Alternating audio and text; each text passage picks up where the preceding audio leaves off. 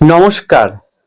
যাদের মকর রাশি অথবা মকর লগ্ন, তাদের বিষাক্ত বছর 2026 যা শুনেছেন, হ্যাঁ ঠিকই শুনেছেন, বছরটি সত্যি বিষাক্ত স্বরূপ হতে চলেছে। মাঝে ক্ষণিকের জন্য আপনাদের স্বস্তি ও ভালো সময় দেবে। কোন সময়টা সেটা অবশ্যই আজকের প্রোগ্রামে আলোকপাত করে থাকব। জানতে হলে থাকুন শেষ পর্যন্ত আমার সাথে। সুতরাং আমার পরবর্তী প্রোগ্রামগুলোকে অতি সহজে পাওয়ার জন্য সাবস্ক্রাইব করুন এবং পাশে থাকা বেল আইকনটি অবশ্যই প্রেস করবেন। আসুন তাহলে শুরু করা যাক আজকের মূল আলোচ্য পর্বে। আমি মূলত গোচরকালীন গ্রহ অবস্থানকে কেন্দ্র করে আলোকপাত করব। এটি সার্বিক আলোকপাত হবে, ব্যক্তিগত কাউকে উদ্দেশ্য করে নয়। সেই সাপেক্ষে রাশি বা লগ্নের দ্বিতীয় রাহু থাকবে, রাশি বা লগ্নের অষ্টমে থাকবে কেতু। রাহু এবং কেতু যথাক্রমে 4 ডিসেম্বর রাহু আসবে আপনার রাশি বা লগ্নতে, কেতু যাবে সপ্তম ভাবে। রাশি বা লগ্নের অধিপতি এবং দ্বিতীয় পতি ধনপতি শনি তৃতীয় থাকবে এবং জুলাই মাসে শনি বক্রী হয়ে যাবে। রাশি বা লগ্নের ষষ্ঠ ভাবে বৃহস্পতি থাকবে বক্রী অবস্থায় মিথুনের ঘরে। 11ই মার্চ বৃহস্পতি ডাইরেক্ট হবে, তারপর 2রা জুন বৃহস্পতি সপ্তম ভাবে প্রবেশ করবে। এই পরিপ্রেক্ষিতে যে ধরনের বিষয়গুলো উঠে আসবে তা সম্পূর্ণ সার্বিক সকলের উদ্দেশ্যে আলোকপাত শুরু করতে চলেছি। প্রথমেই আসুন আপনাদের মন মানসিকতা। আমি বা আমার প্রোগ্রামটি হয়তো আপনারা ভাবছেন অন্যদের থেকে আলাদা। হ্যাঁ, আপনারা সত্যি যেটা ভেবেছেন ঠিক। আমি যেটা বলছি তা হয়তো অন্য কোনো প্রোগ্রামে বলা হয়নি। এতটা কঠিন এবং সত্য কথা কেউ হয়তো বলেনি, আমি বলছি। কারণ যেটা ঘটতে চলেছে, ঘটার সম্ভাবনা বেশি রয়েছে, সেটাই বলবো, স্পষ্ট বলবো এবং সত্য কথা বলবো, যাতে আপনারা সচেতন থাকেন, যাতে আপনারা সাবধান থাকেন, যাতে আপনার জীবন চলার পথে বাধা প্রতিকূলতাকে জয় করে এগিয়ে যেতে পারেন জীবনে সত্যের পথে, জীবনে সাফল্যের পথে। সদাই আমি সাবধানতা, সদাই আমি সতর্কতা প্রদান করেছি, এখন করব, ভবিষ্যতেও করে যাব। কারণ আমি চাই আপনারা ভালো থাকুন, সুস্থ থাকুন, জীবনে অবশ্যই একটা সুন্দর জীবন যাপন করুন। তার জন্য যে যে বিষয়গুলো থেকে আপনাকে সাবধান থাকতে হবে সে বিষয়গুলো আমাকে বলতেই হবে। দেখুন, প্রথমত আমি এর আগেও প্রোগ্রামে বলেছি, এখনো বলছি, মকরের মানুষদের চেনা, মকরের মানুষদের রিড করা সম্ভব না, অসম্ভব থেকেও অসম্ভব। মকরের মানুষরা কোনোদিনই মনে সন্তুষ্টি পায় না। হ্যাঁ, মকরের অ্যাকচুয়ালি কেন বলুন তো, যে মকরের ঘরটা এমন একটা ঘর, এমন একটা দ্বাদশ রাশিচক্রের মধ্যে মকরের ঘরটা এমন শক্তিশালী একটি ঘর, যে ঘরে পরাক্রম, যে ঘরে অধ্যবসা, যে ঘরে কঠোরতম জীবনযাপন, যে ঘরে ডিসিপ্লিন থাকে, আবার সেই ঘরেই মঙ্গল তুঙ্গ হয়, এই ঘরে অধিপতি শনি হয়। তো এই ঘরটার ঊর্জা এতটাই প্রভাবশালী, এতটাই শক্তিশালী, যা সাধারণ মানুষের নেওয়া সম্ভব নয়। একমাত্র সাধক ব্যক্তিরাই, যারা ঈশ্বর সাধনার সঙ্গে যুক্ত, প্রকৃত অর্থেই যারা সাধনা মার্গের সঙ্গে যুক্ত, যারা মোহ ত্যাগ, এই বিকার মানে কাম, ক্রোধ, মোহ, লোভ, লালসা থেকে, বিকার থেকে মুক্ত হতে পেরেছেন, তারা ছাড়া কেউ এই ঘরে ঊর্জাকে বহন করতে পারে না। তার ফলে কি হয়, প্রতি মুহূর্তেই তারা অসন্তুষ্টি, প্রতি মুহূর্তে তারা অতৃপ্তিতে ভোগে। এরা এই এক্ষুনি ভাববে একরকম কথা, আরেকক্ষণ ভাবে আরেক রকম কথা, কোনো কথাতে তার স্থিরতা থাকে না। মনের ভিতরে সদাই একটা থাকে অসন্তুষ্টির ভাব, খুব স্পষ্ট কথা বলে, খুব কর্কশ সত্যি কথা বলে ফেলে, প্রচন্ড ইগোইস্টিক হয়। কথাগুলো কেন বলছি, এই কথাগুলো কিন্তু বাড়িয়ে দেবে। এখানে মূলত আপনারা অনেকেই ভাববেন যে শনি 7.5 কবে শেষ হয়ে গেছে, তারপরেও কেন এই ঘটনাগুলো ঘটছে। এই যে কথাগুলো বলছি না, এই কথাগুলো অলরেডি কিন্তু চলছে আপনাদের জীবনে। অলরেডি কিন্তু আপনারা বিষাক্তের মতন জীবনযাপন করছেন, অলরেডি করছেন। যদি সত্যি কথা বলি অবশ্যই বলবেন, হ্যাঁ অলরেডি করছেন আপনারা। বলতে অনেকে হয়তো বলবেন না আমরা ভীষণ ভালো আছি, না, প্রকৃততে আপনার মনের দিকে তাকান, ভালো নেই। বাধা পর বাধা, প্রতিকূলতার পর প্রতিকূলতা নিয়ে আপনাকে চলতে হচ্ছে। আপনাকে অনেক কিছুকে মুখ বুঝে চলতে হচ্ছে, সহ্য করতে হচ্ছে, সহনশীলতার চরম সীমায় পৌঁছে গেছেন। এরকমই চলবে, এরকমই চলবে আপনাদের মানসিকতার ক্ষেত্রে 2রা ফেব্রুয়ারি পর্যন্ত বেশি করে চলবে। অলরেডি সেটা কিন্তু শুরু হয়ে গিয়েছে এবং চলছেও কন্টিনিউ। প্রথমত আপনাদের ভিতরে থাকা যত রকমের ইগো ত্যাগ করতে হবে। যদি ইগোর বশবর্তী হয়ে যান তাহলে কিন্তু কোনো দিনই আপনারা কোনোভাবেই সফলতা হতে পারবেন না, শান্তি পাবেন না। তর্ক বিতর্ক করার মানসিকতা, বিতর্কিত কথাবার্তা বলার মানসিকতাকে ত্যাগ করতে হবে। আপনার ভিতরে অটোমেটিক স্পষ্ট অটোমেটিক অপ্রিয় সত্যি কথা মুখ থেকে বেরিয়ে যাবে, যা আপনি কন্ট্রোল করতে পারবেন। আপনি হয়তো পরে ভাববেন যে কথাগুলো ঠিক নয়, আমি বলে ফেলেছি, সেটা বুঝতে হবে।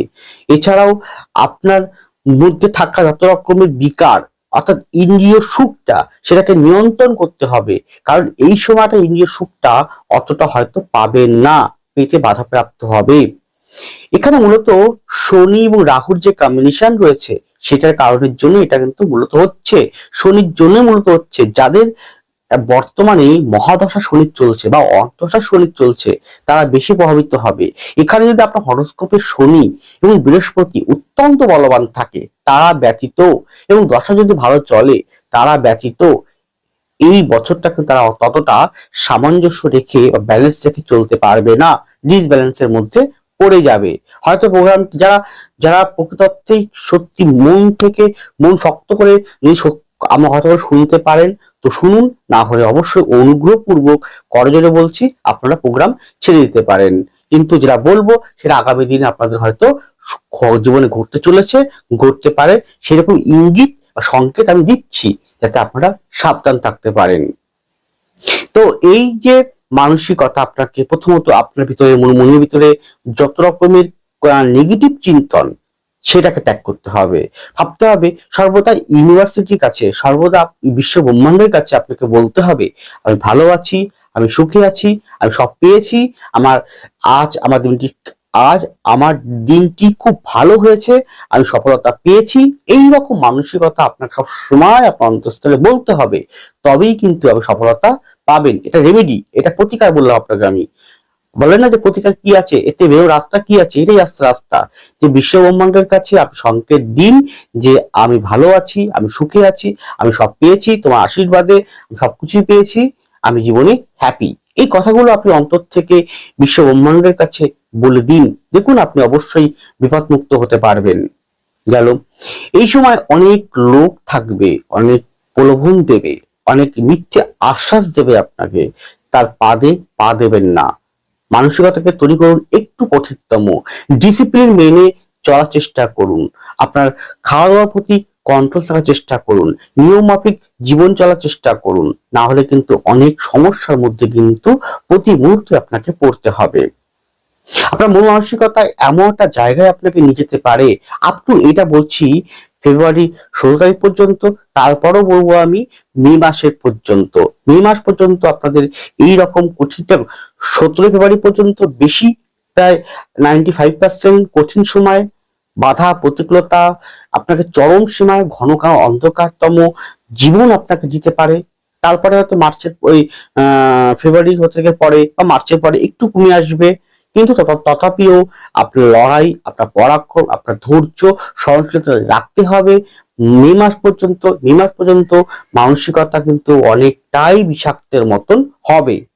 এখানে সত্যতা বলতে যখন বৃহস্পতি আপনার রাশি বা লগ্নের সপ্তমে প্রবেশ করবে, রাশি বা লগ্নের সপ্তমে কর্কটের ঘরে প্রবেশ করবে, বৃহস্পতি যখন পূর্ণ দৃষ্টি করবে আপনার রাশি বা লগ্নতে, তারপর থেকে মোটামুটি সে জুনের পর থেকে আপনারা অক্টোবর পর্যন্ত একটু রিলিফ পাবেন। হ্যাঁ, মনে মনে একটু রিলিফ, মনে শান্তি এটা পাবেন, পিসফুল পেতে পারেন। আবার দেখবেন সেপ্টেম্বরের মাঝামাঝির পর, বিশেষ করে দোসরা সেপ্টেম্বরের পর থেকে পুরো বছরটা মানে ডিসেম্বর পর্যন্ত আবার কঠিন সময় আসছে। তাহলে আপনাকে এই বছরটা কিন্তু সেই বিষাক্তের মতন মানসিকতা তৈরি হবে। আর কোনো ভাবেই আপনি মনকে সন্তুষ্টি করতে পারবে। এমনিতেই মকরদের আমি দেখেছি এরা কোনোভাবেই সন্তুষ্ট হয় না। এদের আপনি আপনি যদি একজন অ্যাস্ট্রোলজার হয়ে প্রোগ্রাম দেখেন, তা দেখুন না, আপনি মকরদের বা আপনি যে কোনো ব্যক্তি হতে পারেন, আপনি আপনি কোনো অন্য কোনো রাশি লগ্নের মানুষ হয়েছেন, আপনি মকরের সম্পর্কে শুনছেন, আপনি দেখুন না যে মকরদের আপনি যা দেন না কেন এরা কোনোভাবে সন্তুষ্ট হয় না, যা বোঝান না কেন এরা বুঝতে চায় না। এরা যেটা ভালো মনে করে ও সেটাই করে। এরা যদি মনে করে যে আমি এই জিনিসটা করবো তো করেই ছাড়ে। এইরকম একগুঁয়ে টাইপের হয়ে যায়, এরকম ইগোইস্টিক টাইপের হয় এরা। মানে হয়তো অন্যরা যেটা বলছে তার থেকে নিজে যেটা ভালো মনে করবে ও সেটাই করার চেষ্টা করে। তার মানে কি, সবসময় বিপরীত একটা বৈপরীত্য জীবনে লক্ষ্য করা যায়। কারণ যদি আধ্যাত্মিকতা মানুষ হন তাহলে ঊর্জাটাকে গ্রহণ করতে পারে, মকরের ঘরের ভাবটাকে গ্রহণ করতে পারে, নচেত না হওয়ার জন্য একটা দ্বন্দ্ব তৈরি করে ঘরের মধ্যে, নিজের সাথে ওই ঘরের ভাইব্রেশনের সাথে দ্বন্দ্ব তৈরি করে। দ্বন্দ্ব হওয়ার ফলে সে নিজেও বুঝতে পারছে না সে কোন পথে এগোচ্ছে, সর্বদা ভুল প্রান্তিক পথে পা দেয়, সর্বদা প্রলোভনের পথে পা দিয়ে ফেলে, শেষে গিয়ে সে হয়ে যায়, ঠকে যায় বা প্রতারিত হয়। এইটা তারা বুঝতে না পারার ফলে, এবং তাদেরকে একটু যা বোঝান না কেন সে সে সেটা বুঝতে চাইবে না, সে যেটা বুঝবে ও সেটা সে সে করতে চাইবে। এই ধরনের টেন্ডেন্সি থাকে। তাহলে আপনার কথাবার্তা, আপনার ইগো, আপনার ক্রোধ, আপনার রাগ, এইগুলোকে বিতর্কিত বিবাদ করা মানসিকতাকে ত্যাগ করতে হবে। না হলে কিন্তু আপনি প্রতি মুহূর্তেই সমস্যার মধ্যে জর্জরিত হয়ে পড়বেন। এর মধ্যে বলা যেতে পারে যে শিক্ষার্থীর জন্য, যারা শিক্ষা বিদ্যার্থীর যারা রয়েছেন, মকরের যারা শিক্ষা বিদ্যার্থী পড়াশোনার মধ্যে রয়েছেন, তাদের ক্ষেত্রে কিন্তু ডেভেলপমেন্ট আছে। তারা অবশ্যই যদি মন প্রাণ দিয়ে স্থির হয়ে পড়াশোনা করতে পারেন তাহলে জীবনে অনেকটা দূর তারা যেতে পারবে। ভালো ভালো সাবজেক্টে পড়াশোনা করা, বিদেশে কোনো বিশ্ববিদ্যালয়ে ভর্তি হওয়া, বা জন্মস্থান থেকে দূরে কোনো ভালো কলেজে ভর্তি হওয়া, ভালো স্কুলে ভর্তি হওয়া, হয়তো মনে করছে এই সাবজেক্ট নিয়ে পড়াশোনা করবে সেটা সে পেয়ে যাওয়া, এগুলো প্রত্যেকটা সে তাকে সে দেবে।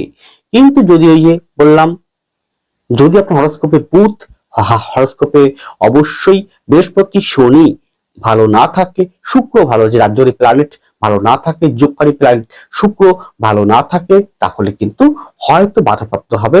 দশা অন্তর্দশা নবদা চক্র ফান্ডেল চক্র যদি ভালো না থাকে তাহলে কিন্তু পড়াশোনায় বিঘ্ন আসতে পারে।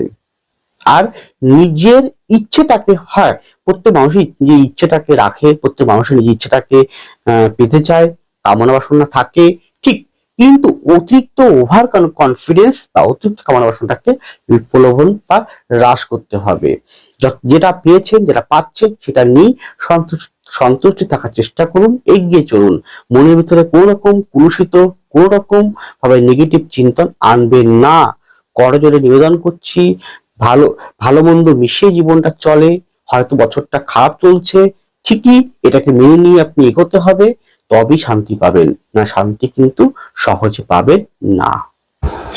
এরপর আপনাদের শরীর স্বাস্থ্য, শরীর স্বাস্থ্যের ক্ষেত্রে বলবো পেট সংক্রান্ত জায়গা, পেটের মধ্যে কিডনি, লিভার, কিডনির কোনো প্রকার সমস্যা, লিভারে কোনো প্রকার disease, pancreas, cirrhosis, orthopaedic arthritis, এই কটা জায়গা, gall bladder, kidney stone, gland পেটে, হজম প্রক্রিয়া, হজম না হওয়া এই জাতীয়, এবং কোষ্ঠকাঠিন্য অশ্বজাতীয় নার্ভ সংক্রান্ত যদি মনে হচ্ছে তাহলে অবশ্যই দেরি না করে গো টু ডক্টর।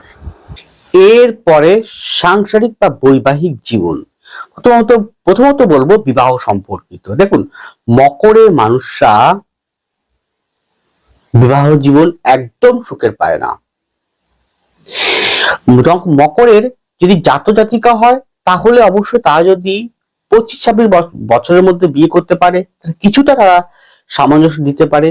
আর যদি জাতক বা জাতক হয়, পুরুষ হয়, তাহলে ওই 27 থেকে 30-32-এর মধ্যে বিয়ে করলে ভালো হয়। বিবাহিত জীবন অনেকটা একটা ব্যালেন্সে রাখা যেতে পারে। কিন্তু মকরে মানুষরা হয় একদম কম বয়সে বিয়ে করবে, না একদম বেশি বয়সে বিয়ে করবে, অনেকটা বিলম্ব করে বিবাহ করবেন। তথাপিও মকরে মানুষরা বিবাহিত জীবন একদম সুখের হয় না।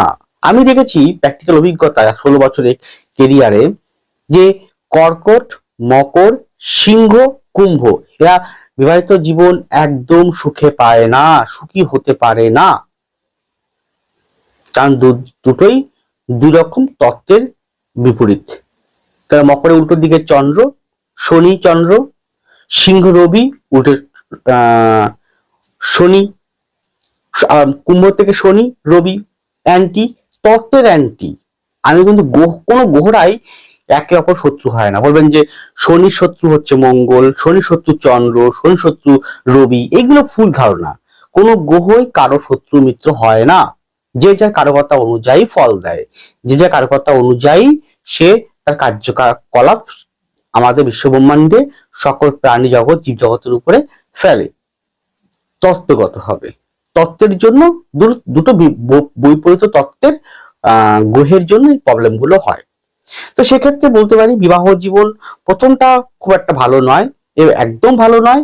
কিন্তু এরা বলি বিবাহ কারা কখন বিবাহ হবে, মকরদের কখন বিবাহ হবে, যারা অনেক জাতজাতিকা আছেন যারা বিবাহ করতে চাইছেন, হয়তো বিবাহ হয়ে গেছে আরেকটা বিবাহ করবেন, তাদের প্রত্যেকের জন্য বলবো জুন মাসের পরে বা মার্চ মাসের শেষের দিক থেকে বা মে মাসের শেষের দিক থেকে বিবাহ যুগটা কিছুটা ভালো আসবে। জুন মাসের পর বৃহস্পতি যখন সপ্তমে প্রবেশ করবে, সপ্তম ভাবে প্রবেশ করবে, যদি হরস্কোপ বৃহস্পতি অত্যন্ত ভালো থাকে, যদি আপনার বিবাহের জন্য 1, 2, 3, 7, 9, 11 এর কম্বিনেশন অত্যন্ত ভালো থাকে, বিবাহ কারক গ্রহ বৃহস্পতিকে, চন্দ্রকে এবং শুক্রকে যদি ভালো থাকে জন্মকুণ্ডলিতে, তাহলে বিবাহ কিন্তু অবশ্যই বছরে হবে, কারো না কারো বিবাহ কিন্তু হবে। কিন্তু বিবাহ করার পূর্বে ভালো করে সার্চিং করে বিবাহ করবেন। পাত্র কেমন, পাত্রী কেমন, পরিবার কেমন, সমস্ত ওই যে অষ্টকূট বিচারের মধ্যে এত পয়েন্ট পেলাম বিবাহ হয়ে গেছে, এটা একদম ভুল ধারণা। অনেকে ওই অষ্টকূট বিচারে 36-এর মধ্যে 30-34 পেয়ে যায়, বিশাল রাজ্যটক হয়ে গেল। আমি দেখেছি 33 পয়েন্ট পেয়েও ডিভোর্স হয়ে গেছে 3 মাসে 6 মাসের মধ্যে। হ্যাঁ, তো এরকম কোনো ব্যাপার না। আমি দেখেছি যে 1 বছরের মধ্যে ডিভোর্সের মতন জায়গায় পৌঁছে গেছে, ডিভোর্স হয়েও গেছে এরকম মকরের। ওটা হয়তো এই 36-এর মধ্যে 30-32 পেয়েছে, পাস করে গেছে না। এই ব্যক্তি হরস্কোপ মানে পাত্র পাত্রীর হরস্কোপ কি কথা বলছে, এ কি চাইছে, দুজনের মধ্যে কতটা সামঞ্জস্য কম্প্রোমাইজ করে চলতে হবে। বিবাহ মানেই হচ্ছে কম্প্রোমাইজ, বিবাহ মানেই হচ্ছে আমাদেরকে মেনে নিতে হবে, কে কতটা মানতে পারে, তার পরিবারটা কেমন, সে কোন পরিবার থেকে উঠে এসছে, পরিবার ব্যাকগ্রাউন্ডটা কেমন, এই পরিবার ব্যাকগ্রাউন্ডটা কেমন, এগুলো হরস্কোপের মধ্যে কিন্তু পুঙ্খানুপুঙ্খ উঠে যায়। ওই আপনাদের গদ ধরা আপনারা ভাবেন যে এই কালসর্প আছে কিনা, এই কালসর্প আছে কিনা দেখে নিন একবার, এই মাঙ্গলিক কিনা, এই মাঙ্গলিক কিনা একবার দেখে নিন একবার, দেখে নিন যে হরস্কোপে ওই এই নরগণ এর রাক্ষসগণ আছে কিনা একবার দেখে নিন। এইগুলো ঠিক জটক বিচারের মধ্যে এগুলো পড়ে না। আর এগুলো করে বিবাহ করাও যায় না, করলে সে বিবাহ নিজেদের দায়িত্বে করতে হবে, তার ফল আপনাদেরই কার্মিক অনুযায়ী ভোগ করতে হবে। হ্যাঁ, আপনাদের জীবনে কার্মিকটা প্রচন্ড ভাবে অ্যাপ্লিকেশন হয়, আপনাদের জীবনে কার্মিক প্রভাবটা মারাত্মক ভাবে প্রভাবিত হয়। কার্মিক মানে পূর্বে কার্যকৃত আমাদের কর্মের ফল। যাই হোক, তো সেখানে দাঁড়িয়ে বলতে পারি যে এই বছরটা আপনারা চেষ্টা করুন যথোপযুক্ত ভাবে খোঁজখবর করে বিবাহটা করা। আসছি পরের পয়েন্টে, বিবাহ জীবনযাপনের ক্ষেত্রে বলতে পারি যেখানে আপনারা আপনাদের পরিবারের স্বামী বা স্ত্রী দুদিক থেকেই বলছি, একে অপরকে বোঝার চেষ্টা করুন কে কি বলতে চাইছে, এবং প্রত্যেকের দুই পরিবারের কুটুম্বদের সাথে, আত্মীয় বর্গের সাথে যথোপযুক্ত সম্পর্ক ভালো রাখার চেষ্টা করুন, তর্ক বিতর্ক করবেন না। হয়তো আপনি বিবাহ করেছেন, শ্বশুরবাড়ি থেকে কেউ হয়তো কোনো কথা আপনাকে বলেছে, কোনো ছোট বড় কথা বলতেই পারে, তাই না? আপনি যে পরিবারে বিবাহ করেছেন সেই পরিবারে হয়তো কেউ কোনো কথা বলেছে, বলতে চলার পথে ছোট বড় কথা, একটুখানি কটু কথা বা একটু ভালো কথা বলতেই পারে। তা আপনি চেষ্টা করুন কথাটা যুক্তি বের করা, যে কথাটা কেন বলেছে, কি কারণে বলেছে, কোথায় আমার ভুল হয়েছে, বোঝার চেষ্টা করে তবেই আপনি চলুন, না হলে কিন্তু সমস্যায় পড়বেন মারাত্মক আকারে। গেল। এখানে দেখেছি মকরের মানুষরা সবসময় এরা ইনম্যাচুরেট পাত্র পাত্রের সঙ্গে বিবাহ করে বসে, তার ফলে কি হয়, তারা সামঞ্জস্য রাখতে পারে না। যাই হোক, তো এই একটা গেল। এখানে এইটা কিন্তু অত্যন্ত ভালো, সেটা হচ্ছে সন্তান রিলেটেড। হ্যাঁ, আপনি সন্তান যদি থাকে, যে সন্তানের পড়াশোনা বলুন, কেরিয়ার বলুন, উন্নতি বলুন, তার প্রতিভা বলুন, সেগুলো যথেষ্ট ভালো ফল প্রদান করবে। আপনি তার হরস্কোপে দশম দশা, সে সন্তান হরস্কোপে দশম দশা গ্রহ অবস্থান, বৃহস্পতির অবস্থান যদি ভালো থাকে, বুধের অবস্থান ভালো থাকে, বা চন্দ্রের অবস্থান বা শুক্রের অবস্থান ভালো থাকে, শনি ভালো থাকে, তাহলে সে অবশ্যই তার সন্তান জীবনটা ভালো হবে। গেল। এখানে আপনার বাড়ির বয়োজ্যেষ্ঠ কোনো ব্যক্তি, বিশেষ করে আমি স্পেসিফিক বলছি, পিতা বা পিতৃতুল্য কোনো ব্যক্তি, শ্বশুরবাড়ির দিক থেকে হোক বা বাপের বাড়ির দিক থেকে হোক, নিজের দিক থেকে হোক বা শ্বশুরবাড়ির দিক থেকে হোক, পিতা বা পিতৃতুল্য কোনো ব্যক্তি বর্গর শরীর স্বাস্থ্যের ক্ষেত্রে ভীষণভাবে কিন্তু আপনাকে সচেতন সচেতন থাকতে হবে পুরো বছরটা জুড়ে। প্রথম মে পর্যন্ত বললাম, তারপর আবার সেপ্টেম্বর থেকে ডিসেম্বর পর্যন্ত ভীষণ সাবধান আপনাকে থাকতে হবে। তার শরীর স্বাস্থ্য খারাপ হলে অবশ্যই দেরি না করে গো টু ডক্টর।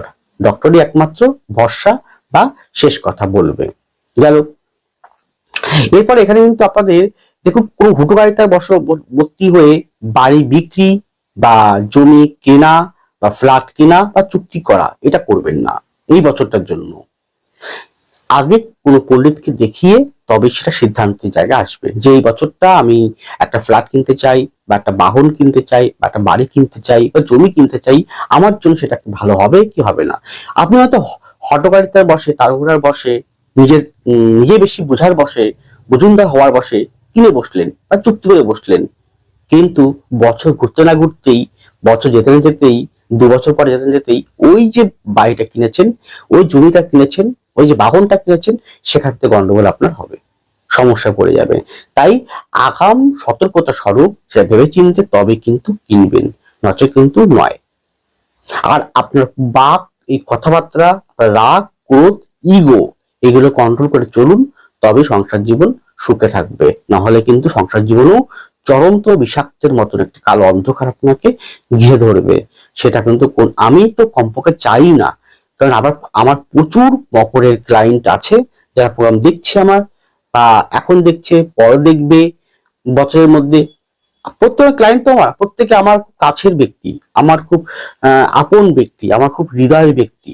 আমি চাইবো আমার সমস্ত ক্লায়েন্টরা, সমস্ত ব্যক্তিবর্গরা যারা মকরে রয়েছেন, তারা কখনোই এই পথে পা দেবেন না। একবার হলেও আপনার জন্মকুণ্ডলী কাউকে দিয়ে বিচার করিয়ে সঠিক ডিসিশন, কি বছরের কোন সময়টা আপনার জন্য ভালো, কোন সময়টা খারাপ, কি রকম খারাপ, কোন পথে যাওয়া উচিত, সেগুলো বিচার করে তবেই এগোন। কোনো রকম হঠকারিতার সিদ্ধান্ত আসবেন না। আর আগ্রোমেন্টাল মনোভাব ত্যাগ করুন বছরটায়। ভীষণ পরিমাণে আগ্রোমেন্টাল একটা মনোভাব কিন্তু তৈরি হয়ে যাবে, তার ফলে কিন্তু সমস্যায় পড়তে পারেন। এ কথা মেনে চলুন, দেখুন আপনারা অনেকটাই সামঞ্জস্য রেখে, ব্যালেন্স রেখে আপনি এগোতে পারবেন বছরটা জুড়ে। লাস্ট পয়েন্ট, কর্মজীবন। কর্মজীবন বলার পূর্বে ছোট্ট ঘোষণা করছি, আমাকে আপনারা প্রতিদিনই অনলাইন বাই ফোন কনসালটেন্সি ভাবে কনসাল্ট নিতে পারেন। আপনার অনলাইনে বা বাই ফোন কনসালটেন্সির মাধ্যম দিয়ে কনসালটেন্সি পেতে পারেন। যদি আপনারা মনে করেন ব্যক্তিগতভাবে জন্মকুণ্ডলী হাত আপনারা দেখাতে চান, বছরটি কেমন যাবে, কিরকম যাবে, তাহলে একমাত্র অনলাইন বাই ফোন কনসালটেন্সি আপনারা বুকিং করে, অনলাইনে বুকিং করে আপনারা কনসালটেন্সি নিতে পারেন। স্ক্রিনে ফোন নম্বরে যোগাযোগ করে আপনারা বুকিং করুন, অনলাইন বাই ফোন কনসালটেন্সি। যাই হোক, কর্মজীবনের ক্ষেত্রে বলতে পারি এটা, যে কর্মক্ষেত্রে আপনার অফিসের বস বা সহকর্মী আপনাকে অনেক রকম ভাবে উত্তপ্ত করতে পারে, বিতর্কিত কথা বলতে পারেন, তাতে কান দেবেন না। নিজের কর্ম নিজে করুন, চুপচাপ করে বেরিয়ে আসুন, তাতেই ভালো। 17 ফেব্রুয়ারি পর্যন্ত কর্মের ক্ষেত্রে কিন্তু, বিশেষ করে অর্থনৈতিক ক্ষেত্রে কিন্তু খুব টানাপোড়েন যাবে। হয়তো আপনারা এই 17 ফেব্রুয়ারি কেন, 17 ফেব্রুয়ারি পর্যন্ত খুব টানাপোড়েন যাবেন। 17 ফেব্রুয়ারি পর্যন্ত আপনাদের অর্থনৈতিক কর্মক্ষেত্রে প্রচন্ড সমস্যার মধ্যে আপনারা থাকবেন। শুধু এই সময়টা কেন, পুরো বছরটা জুড়ে বলবো যে অর্থনৈতিক ভাবে ব্যয় কিন্তু মারাত্মক আকারে হবে। যা আপনারা ইনকাম করবেন তা 3 গুণ ভাবে আপনাদের কিন্তু হাত থেকে বেরিয়ে যাবে, হয় নিজের শরীর স্বাস্থ্যের জন্য, বা পরিবারের জন্য, বা পিতামাতার জন্য। অর্থ সঞ্চয় কিন্তু সেভাবে হবে না। তার ফলে কি হবে, আপনারা ব্যালেন্স করতে পারবেন না, মনে অসন্তুষ্টি বোধ হবে। কর্ম চেঞ্জিং করার আগে অবশ্যই কারো কাছ থেকে কনসালটেন্সি নিয়ে চেঞ্জিং করবেন। হুটহাটিতে বসে চেঞ্জিং করবেন না। আপনাদের জুনের পর থেকে কর্মক্ষেত্রে, জুনের পর থেকে ওই অক্টোবরের আগে পর্যন্ত সময়টা একটু ভালো আছে। ওই টাইমটা আপনাদের কর্মের উন্নতি, প্রমোশন, ট্রান্সফার বা কর্মের শ্রীবৃদ্ধি, আর্থিক উন্নতি সেটা আপনারা পেতে পারেন। তার আগে বা পরে কর্মক্ষেত্রে খুব একটা ভালো সময় দেবে না। যা শেয়ার মার্কেটে আছেন, যা ফটকা ইনকামে আছেন, তাদের জন্য এই বছরটা কিন্তু খুব একটা ভালো নয়। তারা বুঝে শুনে কর্ম করুন। গেল এরপরে হচ্ছে এখানে যারা মার্কেটিং সেক্টরে আছেন, ইন্স্যুরেন্স সেক্টরে আছেন, তারা একটু বুঝে শুনে কাজ করবেন। কারণ ক্লায়েন্টের সাথে হোক, কাস্টমার সাথে হোক, কনজিউমার সাথে হোক, কোনো প্রকার ডিলের ক্ষেত্রে, চুক্তির ক্ষেত্রে আপনাদের কোনো ভুল ভ্রান্তি হতে পারে। টিচিং সেক্টরে উন্নতি আছে, টেকনিক্যাল বিভাগে উন্নতি আছে, চেষ্টা করে বিদেশ যাত্রার যোগ অবশ্যই আছে। এছাড়াও বলতে পারি যে লৌহ সংক্রান্ত জায়গা, লৌহ ইস্পাত সংক্রান্ত জায়গার ক্ষেত্রে, ভূমিজ কোনো দ্রব্য, ভূমিজ কোনো পদার্থ, ভূমিজ কোনো জিনিস, চাল, গম, ধান, পাট এই জাতীয়, বা লৌহ, তৈল, তেল, পেট্রোলিয়াম, এতে ক্ষেত্রে কিছুটা উন্নতি পাবেন। কিন্তু প্রত্যেকটা কিন্তু লড়াই আপনাকে করতে হবে, বাধা আপনার জীবনে আসবে, তারপরে আপনি কিন্তু ফলটা পাবেন।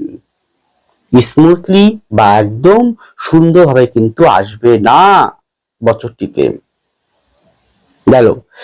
এছাড়া বলতে পারি বেকারত্ব যারা আছেন, যারা চাকরির চেষ্টা করছেন, তাদের বলবো যে মার্চ মাসের পর থেকে কিছুটা ভালো গ্রোথ পাবেন। আর জুনের পর থেকে জুন, জুলাই, আগস্ট এই সময়টা কিছুটা ভালো ফল আপনারা পেতে পারেন চাকরি পাওয়ার ক্ষেত্রে। গেল।